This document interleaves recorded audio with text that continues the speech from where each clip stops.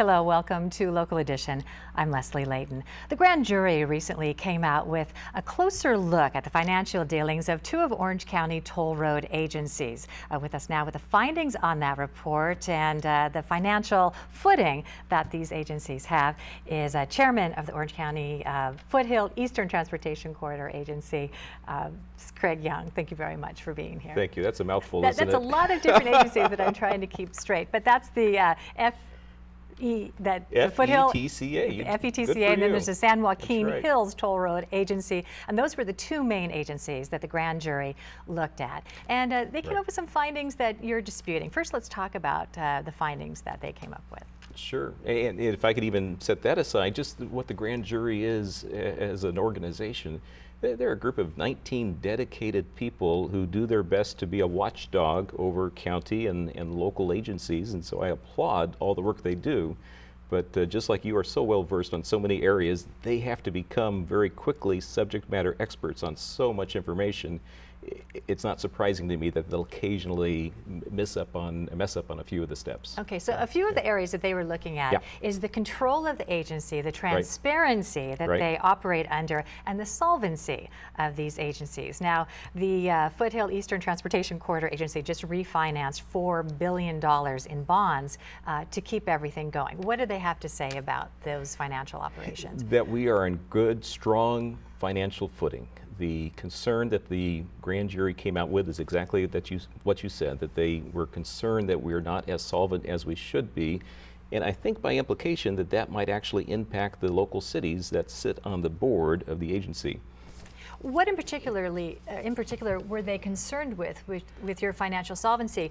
Are the tolls bringing in enough revenue? I mean, you refinance, you got a lower interest rate for a longer time, but that doesn't necessarily mean you're bringing in enough money to pay those things off if you needed to sooner. Great question, and I think their concern is even more beyond that. If we didn't have enough money, do the local cities have to then pick up the bill, or does the state somehow have to pick up the bill?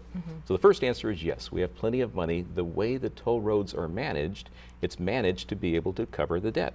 And so we make sure that we have the toll revenue exactly as we need to cover the debt payments.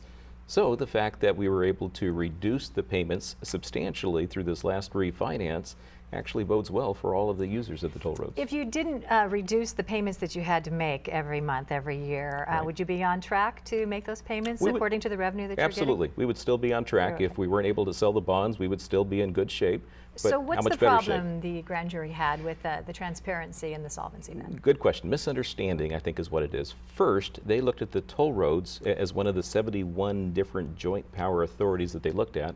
They considered us to be what they call a vertical JPA, joint power authority, when we're actually not.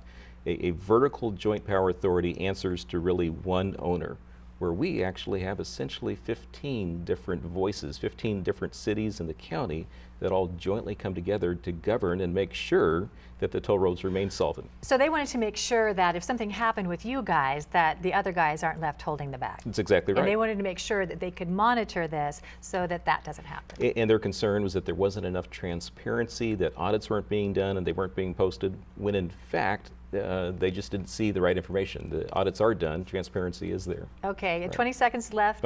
Set it straight of the financial solvency and the transparency for the agencies. The agency's in good financial footing. We are strong, we have plenty of income, all the income that we need to handle the debt, and therefore the toll roads will be here for the next 40 years and into the future beyond that. They do a wonderful job in serving our communities. They'll be here and the cities won't have to pay for them? Never will. Okay. By definition, even if the toll roads were to default, it'll never go back to the city. All right, Craig Young, thank you very much for being here, and thank you for joining us as well. I'm Leslie Leyton.